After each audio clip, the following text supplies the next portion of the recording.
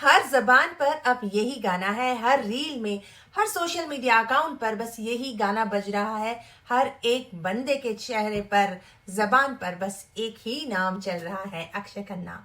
और ये म्यूजिक अचानक ये क्यों हुआ है अक्षय खन्ना जी की लाइफ में, और क्या क्यों ये इस तरीके से वो इतने पॉपुलर हुए हैं, यही बातें हम न्यूमरोलॉजी के हिसाब से जानने के लिए यहाँ बैठे हैं। तो अक्षय खन्ना हमेशा से एक पावरफुल एक्टर रहे हैं, हमेशा से फ्रॉम वेरी फर्स्ट मूवी वो अपना इम्पैक्ट छोड़ते आए हैं। पर उनका कैरियर एक स्ट्रेट लाइन नहीं रहा। कभी वो बहुत पॉपुलर हुए, बहुत उनको पसंद किया गया, और कभी वो बिल्कुल डाउन चले गए। कुछ फिल्म्स ने उन्हें नेशनल रिकॉग्निशन दिया, कुछ ने कल्ट स्टेटस, और कुछ फेजेस में उनकी पॉपुलैरिटी अचानक से स्पाइक हुई। आज हम ये सब न्यूमरोलॉजी और दशा अंतरदशा के एंगल से समझेंगे। क्यों? सही है ना? तो बर्थ डिटेल्स जानते हैं अक्षय खन्ना जी के। तो उनके कोर नंबर्स हैं 1 and 8। अक्षय खन्ना का बर्थ डेट है 28 मार्च 1975। कैलकुलेशन करें तो बर्थ नंबर 2 + 8 1, और अगर डेस्टिनी को कैलकुलेट कर रहे हैं तो 2 + 8 + 3 + 1 + 9 + 7 + 5 comes to 35, दैट इज 8।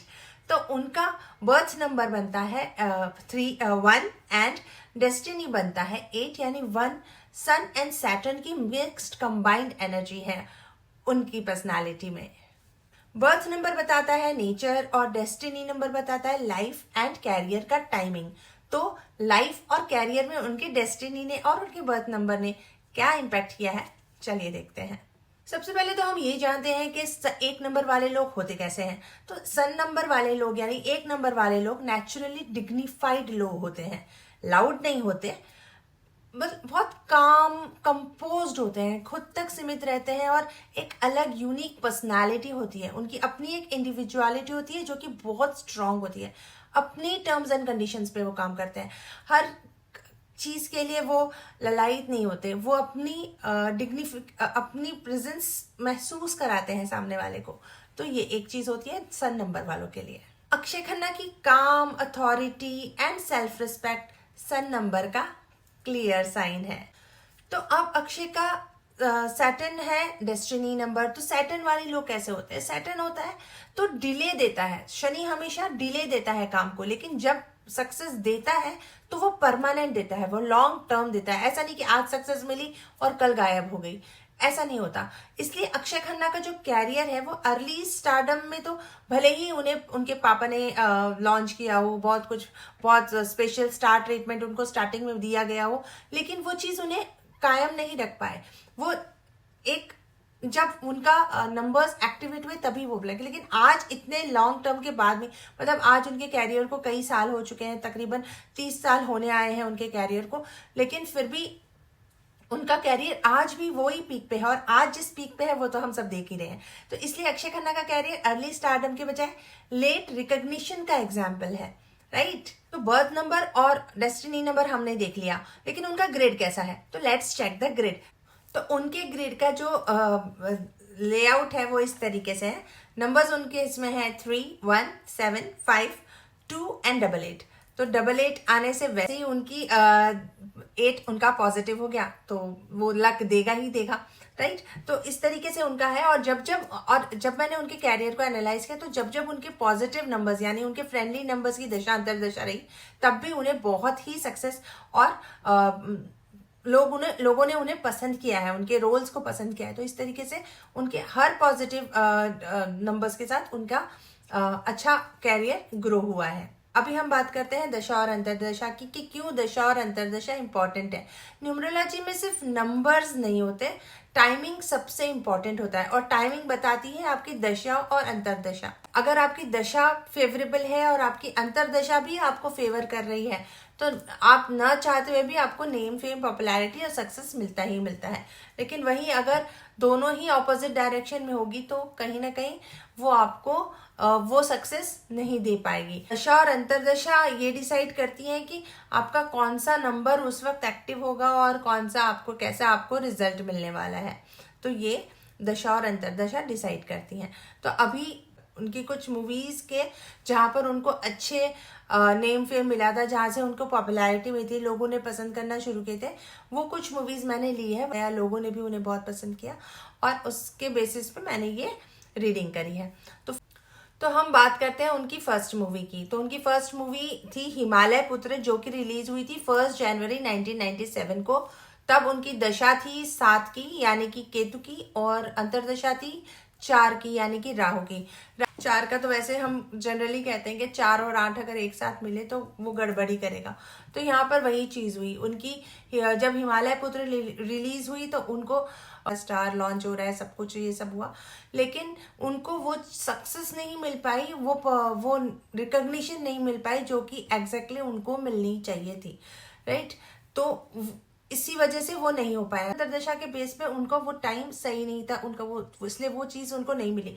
वहीं बॉर्डर भी 1997 में ही रिलीज हुई थी, और वो रिलीज हुई थी जून 1997 में, जहां पर उनकी दशा तो 7 की ही थी, लेकिन उनकी अंतरदशा आई थी उनका डेस्टिनी नंबर 8।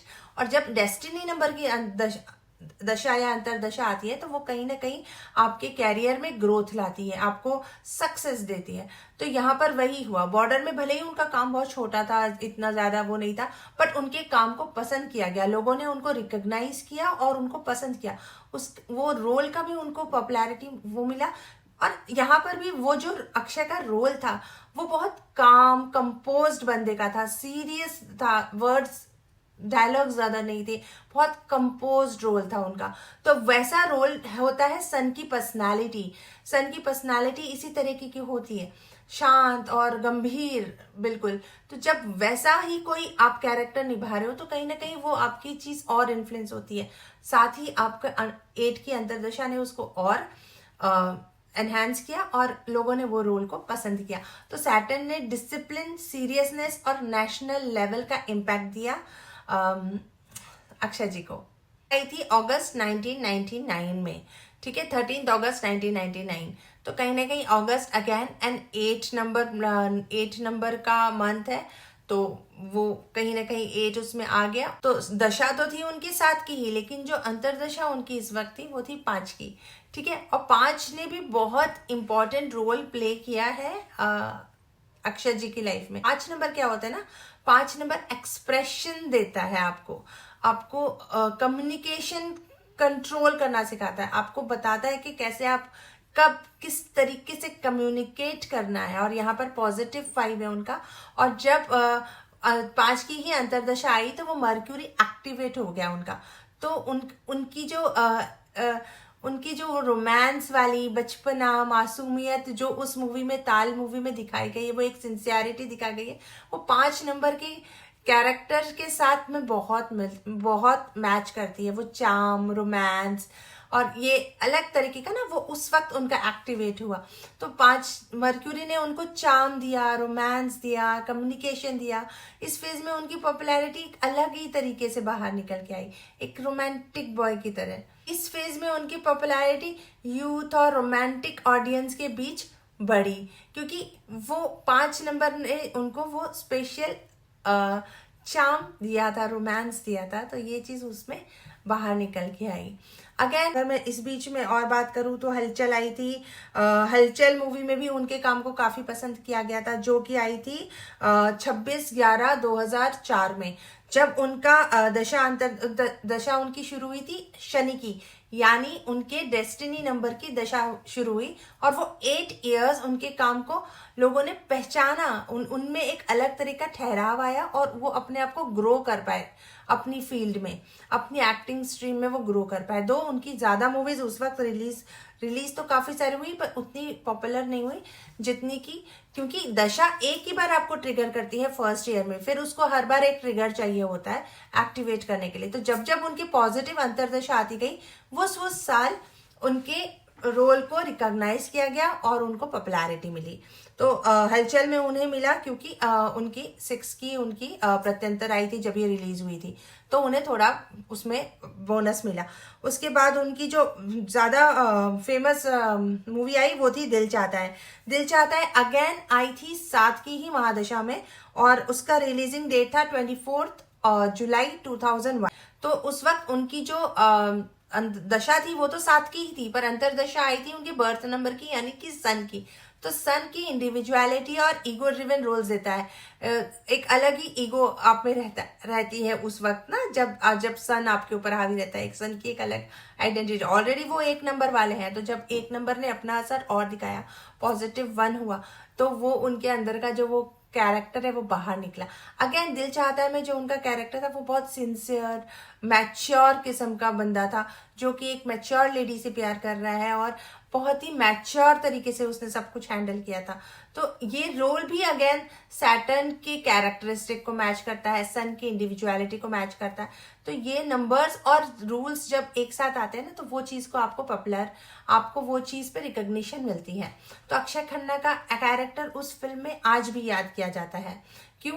क्योंकि सन का एक्टिवेशन का परफेक्ट एग्जाम्पल है, बिकॉज वो था ही इस तरीके का रोल जहाँ पे वो सन की चार्म, सन का ईगो, सन का ब्राइटनेस चाहिए। उसके बाद रेस में भी उनका रोल बहुत अच्छा था। रेस अगेन वॉज दशा 8 की दशा 8 की महादशा में आई थी उनकी, लेकिन उस वक्त 9 की अंतरदशा चल रही थी। तो रेस पॉपुलर बहुत हुई, उनमें उनके काम को सराहा गया, लेकिन उसमें जो मेन क्रेडिट्स लेके गए मूवी हिट होने के, वो दूसरे कैरेक्टर्स या दूसरे एक्टर्स एक्ट्रेसेस ले गए। उनके काम को वो रिकॉग्निशन नहीं मिला जो कि आज उनको मिल रहा है, राइट। इसी तरह मॉम में भी उनके कैरेक्टर को, इंस्पेक्टर के कैरेक्टर को, डिटेक्टिव के कैरेक्टर को बहुत अच्छा प्रशंसा मिली थी, बहुत अच्छी उनको प्यार मिला था। लेकिन वहीं वो उस मूवी का भी सारा क्रेडिट लेके गई श्रीदेवी जी। तो कहीं ना कहीं उनको वो बेनिफिट उन मूवीज से नहीं मिला जो कि उनको मिलना चाहिए था, जस्ट बिकॉज कि उस वक्त उनकी अंतरदशा खराब थी। मॉम के टाइम पे उनकी अंतरदशा चल रही थी 4 की, और रेस के टाइम पे उनकी अंतरदशा चल रही थी 9 की। तो इस तरीके से होता है। इवन दृश्यम टू में उनके रोल को बहुत पसंद किया गया। क्यों? क्योंकि 1 की उनकी अंतरदशा चल रही थी उस वक्त, और उसमें 8 जब वो रिलीज हुई थी ना, तब 8 की प्रत्यंतरदशा चल रही थी। तो कहीं ना कहीं उनको पॉपुलैरिटी भी मिली, उनको रिकॉग्निशन भी मिला, और उनके रोल को पसंद भी किया गया। और कहीं ना कहीं अक्षय के साथ साथ अक्षय के नहीं, अजय देवगन के साथ साथ उनको भी एक अलग ही तरीके का रिकॉग्निशन मिला है उस मूवी में। अलग से इनकी इंडिविजुअलिटी और उनकी प्रेजेंस पता चली है उस मूवी में। इसलिए क्योंकि वो 8 के प्रत्यंतर में मतलब रिलीज हुई थी। बात करते हैं छावा की, जहां पर वो बने थे औरंगजेब। वाओ। तो छावा जब रिलीज हुई थी तो वो 2025 में ही रिलीज हुई, लेकिन वो रिलीज हुई 14 फेब 2025 में, जब उनकी दशा चल रही थी 3 की और अंतरदशा चल रही थी 4 की। लेकिन क्योंकि औरंगजेब का जो कैरेक्टर है और जिस तरीके से उन्होंने प्ले किया है, वो शनि के कैरेक्टर के साथ मैच होता है, राइट। दशा तो चल रही थी 3 की और अंतरदशा चल रही थी 4 की, लेकिन जो वहां पर प्रत्यंतर दशा चल रही थी ना, जब छावा रिलीज हुई थी, दैट वाज ऑफ 1 नंबर की, यानी सूर्य की अंतरदशा चल रही थी। तो वो 7 डेज में ही उसको इतनी पॉपुलैरिटी मिल गई कि फिर उनको पीछे देखने की जरूरत नहीं पड़ी। क्यों? क्योंकि उन्होंने उस वक्त उन्होंने ये करा था कि उन्होंने वो जो शनि का कैरेक्टर है ना, जो उनकी मैच्योरिटी की, जो उनका एक्चुअल कैरेक्टर है शनि का, वो खुद में ओढ़ लिया था। अब आप देखिए, शनि का है बोलते कम है, ठीक है, बोलते कम है और ज्यादा एक्शन से वो काम करते हैं, अपने आप को कंट्रोल्ड रखते हैं, अपने आप को पूरा एकदम संयमित रखते हैं। यूं नहीं कि आप कर रहे हो आवारागर्दी एंड ऑल, बहुत कंपोज्ड रहते हैं, अपने डिग्निटी में रहते हैं। तो जब औरंगजेब का उनको रोल मिला, आप देखिए, उनके डायलॉग्स बहुत कम थे, वो एक्सप्रेशन से खेल रहे थे। हर चीज, उनकी गर्दन नीची और बिल्कुल एक्सप्रेशन से उनकी बातें हो रही थी। जबान में से तो मुश्किल से उन्होंने पूरी मूवी में 10-15 डायलॉग बोले होंगे, बट सुपर्ब था। उनकी अथॉरिटी, लीडरशिप, डोमिनेंस स्क्रीन पर क्लियरली दिखाई दे रहा था। ये शॉर्ट था बट बहुत ही पावरफुल एक्टिवेशन था नंबर 8 का। अब मैं आपको यहाँ पे एक चीज और बताना चाहूंगी कि देखिए, नंबर सिर्फ ऐसे एक्टिवेट नहीं होते हैं कि वो आपके ग्रिड में है या आपकी दशा अंतरदशा से आ रहे हैं, आपके बर्थ नंबर में। आपका बिहेवियर, आपके एक्सप्रेशन, आपका डे टू डे आप किस तरीके से अपने काम को कर रहे हो, किस तरह से बिहेव कर रहे हो, क्या आपका नेचर होता जा रहा है, this all go activates your number. अब अक्षय कुमार के अक्षय खन्ना के साथ ये है कि उन्होंने जब ये रोल प्ले किए, जैसे अगर मैं बात करूं छावा के औरंगजेब की या धुरंधर के रहमान डकैत की, दोनों ही में उनके डायलॉग्स बहुत कम थे। डायलॉग कम, एक्सप्रेशंस ज्यादा, एक ठहराव पूरी मूवी में उन्होंने रख के रखा था। न ज्यादा हो हल्ला, न ज्यादा कुछ, बिल्कुल शांत काम वे में उन्होंने ये दोनों रोल किए। बहुत डेंजरस लगे, बहुत ही बेहतरीन एक्टिंग थी। नो डाउट एक्टिंग के बारे में मैं कुछ नहीं बोलूंगी, लेकिन जिस तरीके से उन्होंने अपने डेस्टिनी नंबर को अपने अंदर उतारा है, अपने अंदर जब उन्होंने वो चीज एक्सेप्ट कर ली कि मैं 8 नंबर का कैरेक्टर हूं, जो कि वो खुद भी वैसे ही हैं, और जब उन्होंने अपनी कैरेक्टर की खासियत को फिल्म के कैरेक्टर के अंदर उतारा तो वो अलग ही इम्पैक्ट छोड़ के गया। तो ये चीज होती है जब आप अपने नंबर की कैरेक्टरिस्टिक्स को अपने अंदर पूरी तरह एक्सेप्ट करके उसको अब आप उसी तरह रिएक्ट करने लग जाते हो। हम क्या होते हैं, हम होते तो 1 नंबर वाले हैं बट हम कोशिश करते हैं 6 नंबर का बनने की, तो वो गलत होता है। हम देखा देखी में कुछ भी करें पर हम नहीं बन सकते। हम अंदर से जो है वही अगर हम बाहर से बन जाएंगे तो हमें सक्सेस मिलेगी मिलेगी और मिलेगी। तो ये थी छावा की बात थी। अब बात करते हैं मेरे फेवरेट धुरंधर रहमान डकैत की। अब यहाँ पर शुरू होता है असली खेल। तो अब धुरंधर में क्या हो गया, 3 नंबर जो कि 8 नंबर का और 1 नंबर का दोनों का ही गुड फ्रेंड है, तो 3 की उनकी महादशा चल रही है और 8 की ही उनकी अंतरदशा आ गई, ठीक है। और साथ ही साथ 5 की उनकी आई प्रत्यंतर दशा जब धुरंधर रिलीज हुई, ठीक है। तो ये तीनों ही नंबर्स, तीनों ही प्लैनेट्स जब ये रिलीज हुई तो बहुत ही एक्टिव हो गए और तीनों ही फ्रेंडली हैं एक दूसरे के साथ, बहुत सपोर्टिव है एक दूसरे के साथ। तो जब ये चीज हुई तो देखो, एक होता है कि हाँ फिल्म रिलीज हुई, बहुत अच्छा काम है, बहुत अच्छा है, ठीक है, हो गया। जबकि इसमें था कौन, अपना रणवीर सिंह, संजय दत्त, आर माधवन, सारे बड़े बड़े स्टार्स के बीच में उनकी कोई बात नहीं कर रहा। बात किसकी हो रही है, रहमान डकैत की, अक्षय खन्ना की। तो वो क्योंकि ये तीनों ही नंबर्स उस वक्त एक्टिव हुए हैं उनके, और एक इतना पॉजिटिव उन्होंने ये बना दिया है कि बिल्कुल उनका उसकी किस्मत ही चमक गई है। अभी जो पॉपुलैरिटी उनको मिल रही है, जो पागल हुए जा रहे हैं लोग उनके पीछे, वो इसी वजह से, क्योंकि उनके सारे नंबर्स इस वक्त एक्टिव है। इसमें से कोई भी एक गड़बड़ होता तो शायद वो पॉपुलैरिटी नहीं मिलती जो कि अभी मिली है। नो डाउट उनकी एक्टिंग तो सब बहुत अच्छा ही है, मैं उसमें कुछ नहीं कह रही हूँ, बट जो एक्स्ट्रा सपोर्ट एक्टिंग वो हमेशा से अच्छा करते हैं, हर मूवी में उनकी एक्टिंग अच्छी ही होती है, लेकिन क्यों उनको उतनी वो रिकॉग्निशन नहीं मिली जो उनको बाकी के टाइम पे मिली और जो उनको अब मिल रही है, वो इसी वजह से, क्योंकि अभी उनके डेस्टिनी ने उनको सपोर्ट करके रखा है, उनके फ्रेंडली प्लैनेट्स ने उनको सपोर्ट करके रखा है। नो डाउट भगवान तो उन पर कृपा कर ही रखे हैं और उनकी खुद की भी मेहनत है। तो ये सारी ही चीजें जब मिलती है ना, तब एक नया रहमान डकैत पैदा होता है।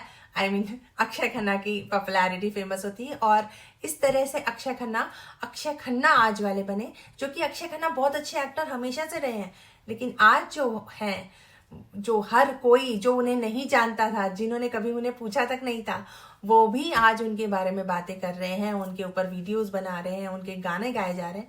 तो वो इसीलिए हो रहा है। यहाँ एक क्लियर पैटर्न दिखता है कि सन देता है आइडेंटिटी और रिकॉग्निशन, मर्क्यूरी देता है पॉपुलैरिटी एंड चार्म, और सैटर्न देता है इम्पैक्ट एंड लॉन्गेटिविटी, यानी आपकी सक्सेस को लोगों के दिमाग में, भले ही वो थोड़े टाइम के लिए हो, पर वो चीज आपके दिमाग में छप जाए, वो हमेशा आपको याद रहेगा। आपको बॉर्डर का सीन, बॉर्डर वाला अक्षय हबीबी याद होगा, और दिल चाहता है वाला सिड भी आपको याद है, और ताल का मानव भी आपको याद है।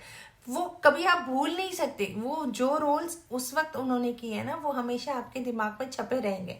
तो ये उनके रोल के इम्पैक्ट को हमेशा लॉन्गेटिविटी देता है सैटर्न। तो हर मेजर रिकॉग्निशन उनको जो मिली है ना, वो उनके सपोर्टिव दशा के दौरान ही मिली है। दशा भी सपोर्टिव होनी चाहिए, अंतरदशा भी, और साथ ही साथ प्रत्यंतर दशा भी, क्योंकि जब एक मूवी रिलीज होती है तो फर्स्ट 7 डेज ही बहुत इम्पैक्टफुल होते हैं। तो अगर आपको फर्स्ट फ्यू डेज में ही वो चीज़ मिलनी है तो फिर आपका प्रत्यंतर भी आपको सपोर्ट करना चाहिए उस वक्त के लिए। तो इससे हमको ये चीज़ समझ में आती है कि अक्षय खन्ना का कैरियर लक या कोइंसिडेंस नहीं है, ये है टैलेंट, परफेक्ट दशा अंतरदशा प्लस करेक्ट टाइमिंग के उसी वक्त उन्होंने रिलीज हुई और उनको पॉपुलैरिटी मिल गई। हर स्टार को चमकने के लिए शोर नहीं चाहिए, कुछ लोग साइलेंस पे हिस्ट्री बना देते हैं, जैसे कि अक्षय खन्ना ने बनाई, जो अपने मेजर रोल्स में वो चुप रहते हैं, ज़्यादा बड़े बड़े डायलॉग, ज़्यादा हाई फाई बातें, ज़्यादा बोल्ड एक्सप्रेशंस उनके नहीं होते। उनके बहुत सिंपल सोबर एक्सप्रेशंस होते हैं पर बहुत डीप होते हैं। तो यही चीज़ सैटर्न दिखाता है, यही चीज़ सन दिखाता है, जो कि ज़्यादा नहीं बोलता, कम में ही बहुत कुछ बोल देना, कम दिखाकर बहुत कुछ दिखा देना, जिंदगी भर का इम्पैक्ट आपके माइंड पे छोड़ देना। ये है सन और सैटर्न का मिला जुला मिक्सचर, जो कि है अक्षय खन्ना। तो ये थी हमारी अक्षय खन्ना के ऊपर एक छोटी सी केस स्टडी जो आपको पसंद आई होगी। और इसी तरीके के और वीडियोस देखने के लिए मुझे फॉलो करना नहीं भूलना, लाइक करना, सब्सक्राइब करना, और हाँ, कमेंट में ज़रूर लिखना डेस्टिनी, ताकि मैं आपकी भी इसी तरह प्यारी प्यारी वीडियोस लेकर आते रहूं। बहुत मेहनत लगती है ऐसी वीडियोस बनाने में। तो अगर पसंद आई है तो प्लीज़ लाइक, शेयर और कमेंट ज़रूर करें। Thank you so much. Radhe Radhe.